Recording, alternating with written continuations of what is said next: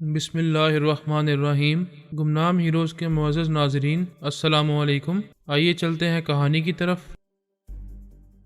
مجھے پاکستانی سیاستدانوں کو خوش کرنے کے لیے ماہانہ 1 لاکھ روپے دیے جاتے ہیں، آپ کوئی دوسری بات کریں۔ وہ ناگواری سے بولی، دوسری بات کیا کروں؟ تم کوئی دوسری سرکاری ملازمت نہیں کر سکتی تھی؟ میں ان لاکھوں روپے کی آمدنی پر تھوکتی ہوں۔ میں لاکھوں روپے کے لالچ میں ایسا نہیں کر رہی ہوں۔ آپ میری دیش بھکتی کو اچھی طرح سمجھتی ہیں۔ سورگ باشی اندرا گاندھی نے پڑوسی مسلمانوں سے آدھا پاکستان چھین لیا تھا، باقی جو رہ گیا ہے اسے بھی ہم رہنے نہیں دیں گے۔ کیا اپنی عزت کو کھلونا بنانے سے پاکستان دنیا کے نقشے سے مٹ جائے گا؟ آپ نہیں سمجھے گی، سیاسی بازیاں مختلف ہتھ کنڈوں سے کھیلی جاتی ہیں اور جیتی جاتی ہیں۔ بنیادی طور پر یہ سمجھا جاتا ہے کہ ہمارے سامنے والے کتنے لالچی، ہوس پرست اور خود غرض ہیں۔ اکثر سیاستداں عام انسانوں سے زیادہ خود غرض ہوتے ہیں۔ بیرونی ممالک میں ڈالرز اور پاؤنڈز جمع کرنے کے لیے اپنے ملک کو بیچ دیتے ہیں۔ یہ لوگ حسن اور جوانی کے ایسے رسیا ہوتے ہیں کہ حسین جسموں کی جنت میں پہنچ کر اپنے ملک کے اہم راز اگل دیتے ہیں۔ پاکستان کا منسٹر خواجہ میرا دیوانہ ہے، وہ اگلے ہفتے سیاسی دورے پر یہاں آنے والا ہے۔ میں اسے حسن کے وہ جلوے دکھاؤں گی اور جوانی کی ایسی شراب پلاؤں گی کہ وہ اہم فوجی راز اگلتا چلا جائے گا۔ وہ چائے کا آخری گھونٹ پی کر وہاں سے اٹھ گئی، لباس بدلنے کے لیے اپنے بیڈ روم میں چلی گئی۔ مسز ورما نے بیٹی سے بحث نہیں کی، وہ باپ بیٹی کے مزاج کو سمجھتی تھی۔ باپ بے غیرت تھا، اس نے بڑی فراخ دلی سے بیٹی کو ایسی سرکاری ملازمت کرنے کی آزادی دی تھی۔ وہ اپنے بیڈ روم میں لباس تبدیل کر کے آئینے کے سامنے لائٹ میک اپ کر رہی تھی کہ اسے موبائل کا بزر سنائی دیا، جبکہ وہ موبائل ایک طرف خاموش پڑا تھا۔ کبریا نے اس کے دماغ کو مٹھی میں لے کر اسے سوچنے پر مجبور کیا تھا کہ وہ بزر کی آواز سن رہی ہے۔ اس نے موبائل کا ایک بٹن دبا کر اسے کان سے لگایا۔ دوسری طرف سے کبریا نے پوچھا، ہائے کیسی ہو؟ وہاں کبریا کا نام وجے ورما تھا۔ شلپا نے اسے آواز سے پہچان لیا، خوشی سے چہک کر بولی، وجے تم کہاں ہو؟ میں سو رہی تھی اور تم مجھے چھوڑ کر چلے گئے۔ میں مسافر ہوں، کسی ایک منزل کو ٹھکانہ نہیں بناتا، کہیں بھی دم بھر کے لیے رکتا ہوں پھر آگے بڑھ جاتا ہوں۔ وہ مسکرا کر بولی، میں ایسی منزل ہوں کہ تم میرے پاس آ کر دور نہیں جا سکو گے۔ کیا پچھلی رات تم نے نہیں دیکھا کہ میں حسن کا شاہکار ہوں؟ تم بار بار میری طرف کھینچے چلے آؤ گے، بولو آج رات بھی آؤ گے نا؟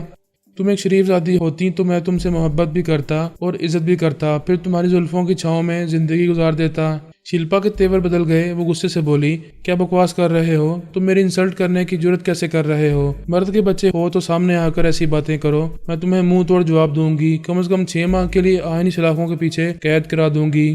میں جانتا ہوں تمہارے جسم کی دلالی کرنے والے سرکاری افسران مجھے گولی مار سکتے ہیں، لیکن تمہارے دلال مجھے کیسے پکڑیں گے؟ میں تو ہوا ہوں، کسی کی مٹھی میں نہیں آتا، ہوا ہو جاتا ہوں۔ تم بزدلوں کی طرح چھپ کر ڈینگے مار رہے ہو، میں چھپنے والوں میں سے نہیں ہوں۔ آج رات کو بھی تمہارے پاس آؤں گا، تمہارے حسن و شباب کی دھجیاں اڑاؤں گا، پھر صبح ہونے سے پہلے چلا جاؤں گا۔ تم کسی فلمی ہیرو کی طرح چیلنج کر رہے ہو، تمہارا باپ بھی میرے بیڈ روم میں قدم نہیں رکھ سکے گا۔ میرے باپ کا نام نہ لو، یہ بیٹا ہی کافی ہے۔ تم اپنے آس پاس فوج کا پہرا لگوا لو، جس طرح پچھلی رات تمہیں صاف دکھائی دے رہا تھا اور تمہاری ماں کو دکھائی نہیں دے رہا تھا، اسی طرح آج تمہارے پہرے داروں کو دکھائی نہیں دوں گا۔ اسے یاد آیا، اس کی مامی پورے یقین سے کہہ رہی تھی کہ وجے نظر نہیں آ رہا ہے، جبکہ وہ کمرے میں موجود تھا اور اس کی ماں کے سامنے سے گزر کر گیا تھا۔ یہ حیرانی کی بات تھی، شلپا نے اس بات کو اہمیت نہیں دی تھی۔ اب حیرانی سے سوچ رہی تھی کہ اس کی ماں کی نظریں کمزور نہیں ہیں، پھر بھی وہ وجے کو کیوں نہ دیکھ سکی۔ وہ فون پر بولی، مرد کی زبان ایک ہوتی ہے، کیا سچ کہہ رہے ہو؟ آج رات آؤ گے اور کسی کو نظر نہیں آؤ گے؟ وہ بولا، یہ کیسے ہو سکتا ہے؟ نظر تو آؤں گا، سبھی مجھے دیکھیں گے، لیکن مجھے تمہارے بیڈ روم میں داخل ہونے سے نہیں روک سکیں گے۔ کیا تم جادو جانتے ہو یا پہرے داروں پر تنظیمی عمل کر کے آؤ گے؟ میں ایسا کچھ نہیں کروں گا، تم مجھے روکنے اور گرفتار کرانے کے انتظامات کرو۔ میں آج رات ٹھیک 12 بجے تمہارے کمرے کے اندر پہنچ جاؤں گا۔ شلپا نے اس کی باتیں سنتے سنتے سر گھما کر دیکھا، پھر چونک گئی۔ وہ آئینے میں دکھائی دے رہا تھا، اس کے پیچھے کھڑا ہوا تھا۔ وہ فوراً ہی پلٹ کر اسے دیکھنا چاہتی تھی۔ کبریا سے چند سیکنڈ کے لیے غائب دماغ بنا کر اس کمرے سے چلا گیا۔ جب وہ دماغی طور پر حاضر ہوئی تو اس کے ذہن کو ہلکا سا جھٹکا لگا، یوں محسوس ہوا جیسے سر چکرا گیا ہو۔ وہ ادھر ادھر گھوم کر دیکھنے لگی، وجے نظر نہیں آ رہا تھا۔ وہ تیزی سے چلتی ہوئی کمرے سے باہر آئی، وہاں بھی وہ دور تک کہیں نہیں تھا۔ موبائل فون اس کے کان سے لگا ہوا تھا۔ اسے آواز سنائی دی، ابھی میں تمہیں دکھائی دیا تھا، دوسرے ہی لمحے دکھائی نہیں دے رہا ہوں، کمرے میں واپس جاؤ، میں وہاں موجود ہوں۔ وہ فوراً کمرے میں آئی، پھر کبریا کو دیکھ کر ٹھٹک گئی۔ وہ بیڈ پر آدھا بیٹھا ہوا تھا، آدھا لیٹا ہوا تھا۔ اس نے حیرانی سے پوچھا، یہ کیا ہے؟ تم نظر آ کر گم ہو گئے تھے، پھر نظر آ رہے ہو۔ پچھلی رات بھی یہی ہو رہا تھا، تم مجھے دیکھ رہی تھی لیکن تمہاری ماں مجھے نہیں دیکھ پا رہی تھی۔ آج رات بھی یہی ہوگا، تم مجھے دیکھو گی، تمہارے پہرے دار مجھے نہ دیکھ سکیں گے اور نہ ہی گرفتار کر سکیں گے۔ اچھا میں جا رہا ہوں۔ اس نے اس کے دماغ پر قبضہ جما لیا، اس کے ذہن پر یہ نقش کر دیا کہ وہ اب اس کے سامنے نہیں ہے۔ شلپا نے پلک جھپک کر دیکھا تو بیڈ پر نظر آنے والا وجے نظروں سے اوجھل ہو گیا تھا، اب کہیں دکھائی نہیں دے رہا تھا۔ وہ تیزی سے بیڈ کے پاس آ کر کسی نابینا کی طرح دونوں ہاتھ بڑھا کر یوں اسے ڈھونڈنے لگی جیسے اندھیرا ہو اور وہ نظر نہیں آ رہا ہو۔ وہ بیڈ سے اتر کر کمرے سے جا چکا تھا۔ اس نے آواز دی، تم کہاں ہو؟ واپس آؤ، مجھے یقین ہو گیا ہے کہ تم جادو جانتے ہو، کل رات مجھ پر جادو کر کے میری جوانی سے کھیلتے رہے تھے۔ وہ بول رہی تھی، اسے جواب نہیں مل رہا تھا، وہ جا چکا تھا۔ وہ تھک ہار کر بیٹھ گئی، پریشان ہو کر سوچنے لگی۔ اکثر اسے پیش آنے والی باتوں کا علم ہو جاتا تھا، اسے یہ آگاہی ملی تھی کہ اس کی زندگی میں ایک شخص آئے گا جو غیر معمولی صلاحیتوں کا حامل ہوگا۔ وہ سوچ رہی تھی کہ وجے غیر معمولی صلاحیتیں رکھتا ہے، اس کی زندگی میں آتے ہی پر اسرار بن گیا ہے، مہمان بن کر آیا تھا، اب رپوش ہو گیا ہے۔ وہ سمجھ نہیں پا رہی تھی کہ یہ کیسی غیر معمولی صلاحیت ہے کہ وہ کبھی دکھائی دیتا ہے، کبھی غائب ہو جاتا ہے۔ اس کی عقل یہی سمجھا رہی تھی کہ وہ جادوگر ہے۔ وہ لباس تبدیل کر کے وزارت خارجہ کے دفتر جانے لگی۔ اگرچہ دل نہیں چاہ رہا تھا، وہ اپنے بیڈ روم میں رہ کر وجے کی آنکھ مجوری دیکھنا چاہتی تھی، اسے سمجھنا چاہتی تھی، اسے دشمن سمجھ رہی تھی اور اس کی طرف مائل بھی ہوتی جا رہی تھی۔ دفتر میں پہنچ کر وہ وزارت خارجہ کے سیکرٹری کے سامنے حاضر ہوئی۔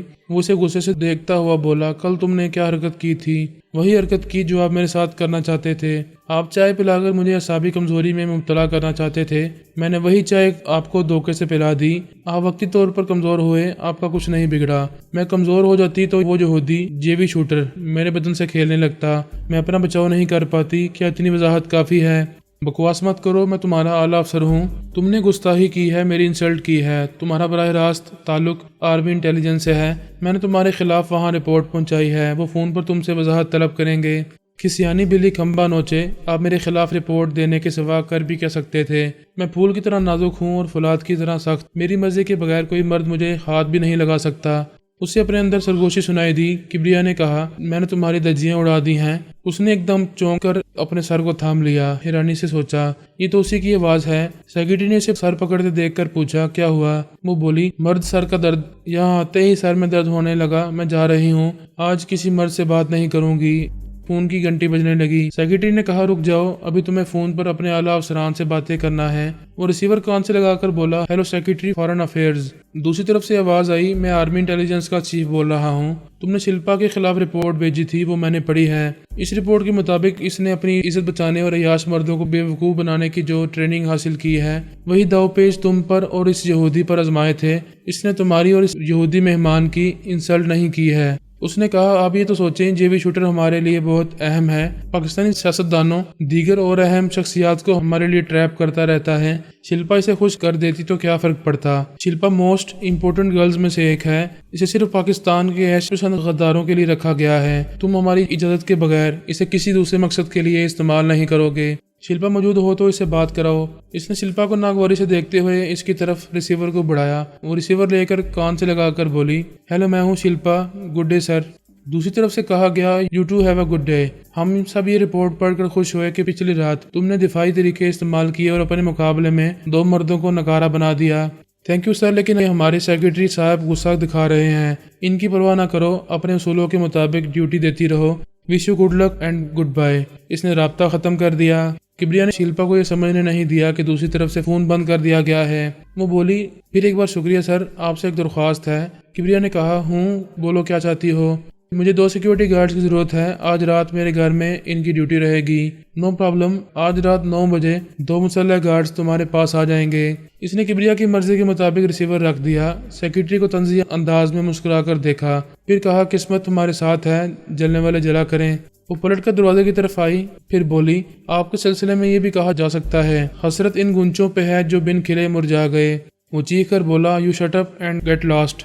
کبریا اس کے دماغ میں گھس گیا۔ وہ اس کی مرضی کے مطابق بولا، اور خبردار، گیٹ لاسٹ کا مطلب یہ نہیں ہے کہ تم چلی جاؤ، ہرگز نہیں، میں تمہیں نہیں جانے دوں گا، خود یہاں سے چلا جاؤں گا۔ وہ تیزی سے چلتا ہوا دروازہ کھول کر باہر چلا گیا۔ شلپا اس کے بدلے ہوئے رویے پر حیران تھی۔ دوسرے ہی لمحے وہ دروازہ کھول کر واپس اندر آیا، پھر بولا، باہر بہت گرمی ہے، مجھے شرٹ اتار دینا چاہیے۔ اس نے شرٹ اتار دی، پھر بنیان بھی اتار دیا۔ اس کے بعد بولا، اب اوپر گرمی نہیں لگے گی، لیکن کمر سے نیچے موسم گرم رہے گا، یہاں بھی ٹھنڈک ہونی چاہیے۔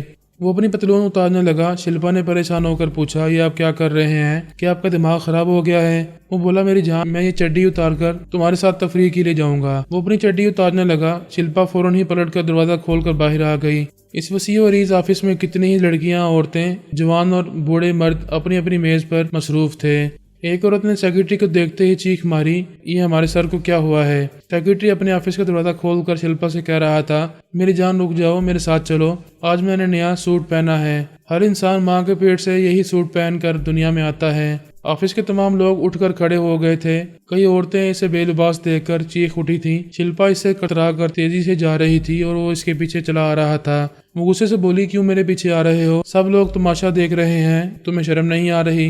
वो बोला, मोहब्बत में शर्म कैसी? मैं इन सब के सामने कसम खाकर कहता हूँ, तुम्हें हमेशा लिबास पहनाए रखने के लिए मैं तमाम उम्र नंगा रहूंगा। 2-4 आला अहदेदारों ने इसे आगे जाने से रोकते हुए कहा, आपकी दिमागी हालत ठीक नहीं है, आप चैम्बर में चलें, अपना लिबास पहने। वो इनसे हाथ छुड़ाकर आगे बढ़ना चाहता था। शिल्पा ने चीख कर कहा, इसे रोको, सिक्योरिटी गार्ड्स तमाशा क्यों देख रहे हैं? कई गार्ड्स ने आकर इसे पकड़ लिया। दूसरे ओहदेदारों के हुक्म से इसकी ऑफिस में इसे ले जाने लगे। शिल्पा तेजी से चलती हुई इस इमारत से बाहर अपनी कार के पास आई, फिर दरवाजा खोलकर स्टीयरिंग सीट पर बैठ गई।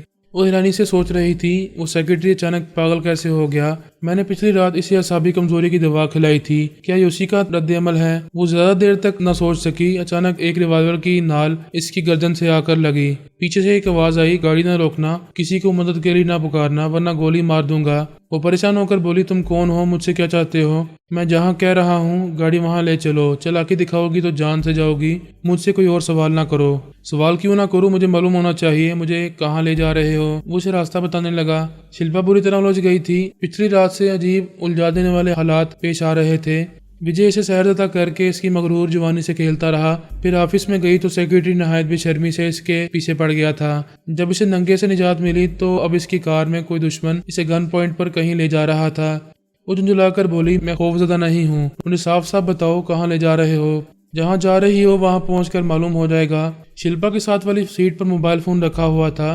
किबिया ने रिवॉल्वर वाले के दिमाग पर कब्जा जमाया। इसे फोन का बजर सुनाई दिया। वो शिल्पा से बोला, कोई तुम्हें कॉल कर रहा है, क्या तुम्हें बजर सुनाई नहीं दे रहा? वो बोली, सुनाई देगा तो मैं अटेंड करूंगी। तुम बहरी हो, मुझे सुनाई दे रहा है और तुम्हें सुनाई नहीं दे रहा। उठाओ फोन और बातें करो, लेकिन खबरदार मेरे बारे में कुछ कहोगी तो गोली मार दूंगा। इसके मजबूर करने पर इसने फोन उठाकर इसका बटन दबाया और कान से लगा लिया। इसे विजय की आवाज सुनाई दी, हाय। इस नंगे से पीछा छूट गया। अगरचे वो इसे दुश्मन समझ रही थी, लेकिन इस वक्त वो सबसे बड़ा सहारा लग रहा था। इसके दिमाग ने कहा, इसे किसी तरह बताना चाहिए कि मैं मुसीबत में हूँ, लेकिन कैसे बताऊं? वो अकबनुमा आईने में इसे देखते हुए बोली, तुम हमारी बातें सुन रहे हो? वो बोला, मजबूरी है, हम एक ही कार में हैं। तुम्हारी बातें ना सुनने के लिए मुझे जरा दूर जाकर कानों में उंगलियां ठोंसना पड़ेंगी, फिर रिवॉल्वर को तुम्हारी गर्दन से हटाना होगा और मैं ऐसी हिमाकत नहीं करूंगा। शिल्पा ने मुस्कुराकर सोचा, अजीब अहमक है, ये नहीं समझ रहा है कि विजय इसकी बातें सुन रहा होगा। वो बोली, ठीक, तुम इसी तरह रिवॉल्वर से मेरा निशाना लिए बैठे रहो, मैं अपने आदमी से कुछ नहीं बोलूंगी। हाँ, और इससे ये भी ना बोलना कि तुम अभी कनाट पैलेस की तरफ से गुजर कर रेलवे स्टेशन के पीछे 302 नंबर के बंगले में जाओगी।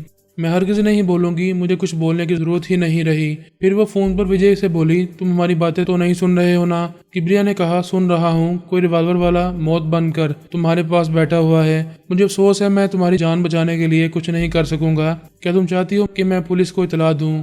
वो झुंझुलाकर बोली, ये भी कोई पूछने वाली बात है, तुम्हें फौरन ऐसा करना चाहिए। लेकिन हमारे देश की पुलिस हमेशा देर से पहुंचती है। तुमने फिल्मों में देखा होगा, हीरो अपनी हीरोइन की जान बचाने के लिए तनहा दर्जनों दुश्मनों से लड़ता है। क्या मैं हीरो बनने के लिए आ जाऊं? मुझे तुम्हारी जरूरत नहीं है, फिल्मों की बातें ना करो, अकल से काम लो। हेलो, मेरी बात सुन रहे हो? Hello hello. किबरिया चुप रहा। ये तासुर देता रहा कि वो जा चुका है। वो जानता था कि शिल्पा के साथ ऐसा क्यों हो रहा है। इसने पिछली रात 2 मर्दों को नीचा दिखाया था, इन्हें दवा और शराब के जरिए नकारा बना दिया था। इनमें से एक ने इसके खिलाफ ऊपर वालों तक शिकायत पहुंचाई थी। वो उसी तरह इंतकामी कार्रवाई कर सकता था। दूसरा जेबी शूटर था। वो चंद गुंडों को भारी रकम देकर शिल्पा को अगवा करा रहा था। वो पिछली रात शराब के नशे में मदहोश होकर शिल्पा को हासिल करने में नाकाम रहा था। شراب کے نشے میں مدہوش ہو گیا تھا۔ ان لمحات میں اس کی یوگا کی مہارت ختم ہو گئی تھی۔ کبریا نے اس کے اندر پہنچ کر اس پر مختصر سا ترمیمی عمل کیا تھا۔ آئندہ وہ کبریا کی سوچ کی لہروں کو محسوس نہیں کر سکتا تھا۔ کبریا نے اسکیچ اور خیالات پڑھے تھے، یہ معلوم کیا تھا کہ پاکستان میں یہودی تنظیم کس طرح اپنے اہم مقاصد حاصل کر رہی ہے۔ ان یہودیوں کے علاوہ چند مفاد پرست پاکستانی سیاستداں بھی تھے جو اپنے ملک میں یہودی تنظیم کی جڑیں مضبوط کر رہے تھے۔ جے وی شوٹر پچھلی رات مدہوش رہنے کے بعد دوسری صبح بیدار ہوا۔ کبریا نے اس کے اندر یہ خیال پیدا کیا کہ پاکستان میں جو یہودی نواز سیاستداں ہیں ان سے فون پر رابطہ کیا جائے۔ وہ کبریا کی مرضی کے مطابق ان سے رابطہ کرنے لگا اور کبریا ان سب کے دماغوں میں پہنچتا رہا۔ وہ آئندہ ان سب سے اچھی طرح نمٹنے والا تھا۔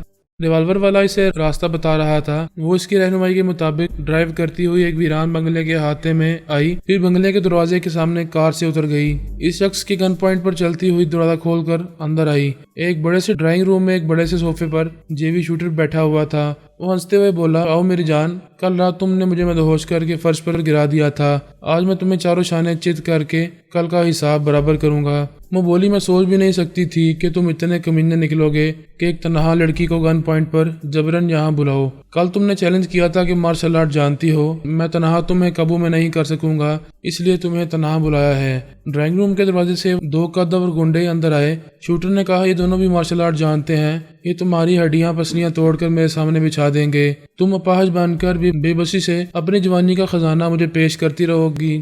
میں اپنے دیش کی سیاست میں ایک اہم رول ادا کرنے والی ہوں، مجھے اپاہج بناؤ گے تو یہاں سے زندہ اپنے ملک نہیں جا سکو گے۔ وہ ہنستے ہوئے بولا، کوئی نہیں جانتا کہ میں نے تمہیں اغوا کرایا ہے۔ اس ویران بنگلے میں تمہاری لاش پائی جائے گی تو مجھ پر کسی کو شبہ نہیں ہوگا۔ میں کل صبح کی فلائٹ سے پاکستان واپس جانے والا ہوں۔ شلپا سہم کر بولی، او گاڈ، تم میرے قتل کا منصوبہ بنا چکے ہو۔ ہاں، لیکن اگر تم بات مان لو گی اور میرا دل خوش کرو گی تو میرا یہ فائٹر تمہیں نقصان نہیں پہنچائیں گے۔ تم میری دوست بن کر یہاں سے زندہ سلامت واپس جاؤ گی۔ اس نے پریشان ہو کر آس پاس دیکھا، دونوں فائٹر تن کر کھڑے ہوئے تھے اور پیچھے وہ ریوالور موجود تھا۔ وہ بے بسی سے بولی، میں دوستی کروں گی، کسی دوسرے کمرے میں چلو۔ جے وی شوٹر نے قریب آ کر اسے کھینچ کر سینے سے لگایا، پھر کہا، آؤ بیڈ روم میں چلیں۔ وہ اس کی کمر میں ہاتھ ڈالے ساتھ لے کر ایک کمرے میں آیا۔ اس کے فائٹر وغیرہ بھی آ گئے۔ شلپا نے کہا، انہیں باہر جانے کو کہو اور دروازہ اندر سے بند کر دو۔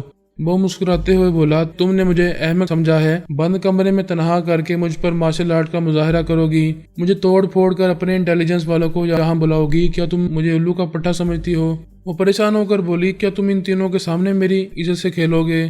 ہاں، مجبوری ہے، میں ان کی موجودگی میں نہیں شرماؤں گا، تم بھی نہ شرماؤ، یہ تینوں بھی بے شرمی سے تماشا دیکھیں گے۔ ریوالور والے نے شوٹر سے کہا، آپ نے ہمیں 50 ہزار روپے دیے ہیں، ہم اس لڑکی کو یہاں گھیر کر لے آئے ہیں، لیکن مجھے بے شرمی پسند نہیں ہے۔ میں ان دو فائٹروں سے کہتا ہوں یہاں سے باہر جاؤ۔ شوٹر نے سخت لہجے میں پوچھا، تم انہیں حکم دینے والے کون ہوتے ہو؟ جس کی لاٹھی اس کی بھینس۔ وہ اپنا ریوالور دکھاتے ہوئے بولا، ابھی لاٹھی میرے پاس ہے، میرا حکم چلے گا۔ اس نے دونوں کو باہر جانے کا حکم دیا، انہوں نے انکار کیا۔ وہ جے وی شوٹر کے احکامات کے پابند تھے۔ اچانک اس نے ریوالور سے نشانہ لے کر دو گولیاں چلائیں۔ وہ دونوں فائٹر چیخ مار کر اچھلتے ہوئے فرش پر گر پڑے۔ دونوں کے ایک ایک پیر میں گولی لگی تھی۔ کبریا نے اس ریوالور والے کی زبان سے کہا، اب فرش پر گھسٹتے ہوئے جاؤ۔ وہ خوفزدہ ہو گئے تھے، ایک ایک پیر سے لنگڑاتے ہوئے اس کمرے سے باہر چلے گئے۔ جے وی شوٹر نے غصے سے پوچھا، یہ تم کیا کر رہے ہو؟ اپنے ہی آدمیوں کو نقصان پہنچا رہے ہو، یہ ریوالور مجھے دو۔ وہ یہ کہتے ہوئے بیڈ کے سرانے کی طرف گیا، پھر جیسے ہی تکیے کے نیچے سے ایک پستول نکالا، اس کے ہاتھ میں ایک گولی آ کر لگی۔ وہ چیخ مار کر پیچھے ہٹ گیا، پستول اس بیڈ پر گر پڑا۔ ریوالور والے نے کہا، شلپا اس کا پستول اٹھا لو، میں باہر جا رہا ہوں، ابھی واپس آ جاؤں گا۔ شلپا نے فوراً ہی اس پستول کو اٹھا لیا، وہ باہر چلا گیا۔ وہ جے وی شوٹر کا نشانہ لیتے ہوئے بولی، کتے، اب میں تجھے اپاہج بناؤں گی۔ وہ حیرانی اور پریشانی سے بولا، یہ اچانک کیا ہو گیا؟ یہ میرا آدمی تھا، میں نے اسے 50 ہزار روپے دیے تھے، یہ مجھ سے دشمنی کیوں کر رہا ہے؟ تو اسرائیل سے پاکستان گیا، وہاں محفوظ تھا، یہاں تیری موت تجھے کھینچ کر لائی ہے۔ کبریا نے کمرے میں آ کر کہا، درست کہتی ہو، یہ حرام موت مرنے آیا ہے۔ وہ کبریا کو دیکھ کر ناگواری سے بولی، تم یہاں کیوں آئے ہو؟ تم نے فون پر کہا تھا مجھے فلمی ہیرو کی طرح یہاں تنہا آ کر تمہیں دشمنوں سے بچانا چاہیے۔ دیکھ لو، میں جان ہتھیلی پر رکھ کر آیا ہوں، میں دشمنوں پر قابو پا چکی ہوں، تب تم آئے ہو، یہ تمہاری مردانگی ہے۔ میں تمہیں سمجھانے آیا ہوں، ابھی تم نے بازی جیتی نہیں ہے، یہ یہودی تم پر غالب آ سکتا ہے کیونکہ تمہارے ہاتھ میں جو پستول ہے وہ خالی ہے۔ شلپا نے بے یقینی سے پستول کو دیکھا، پھر کبریا کا نشانہ لے کر کہا، ابھی معلوم ہو جائے گا یہ خالی ہے یا بھرا ہوا۔ وہ کبریا کی مرضی کے بغیر ٹریگر نہیں دبا سکتی تھی۔ اس کے دماغ نے اسے سمجھایا کہ وہ ٹریگر دبا چکی ہے، گولی نہیں چل رہی ہے۔ اس نے غصے سے پستول کھینچ کر کبریا کو مارا۔ اس نے اسے کیچ کرتے ہوئے کہا، اب تمہارے پاس ہتھیار نہیں ہے، اپنا بچاؤ کیسے کرو گی؟ ایک دشمن واپس آ رہا ہے۔ وہ ریوالور والا پھر کمرے میں آ گیا۔ جیوی شوٹر سے بولا، باس مجھ سے بھول ہو گئی، میں نے اپنے ہی آدمیوں کو گولی مار دی، آپ کو تنہا چھوڑ دیا، اب نہیں چھوڑوں گا، آپ حکم دیں مجھے کیا کرنا چاہیے۔ جیوی شوٹر نے کبریا کی طرف اشارہ کرتے ہوئے کہا، اس جوان کو باہر لے جاؤ، یہ شلپا کا مہمان بن کر آیا تھا، اب ہیرو بن کر اس کی مدد کرنے کے لیے آیا ہے، اسے گولی مار دو۔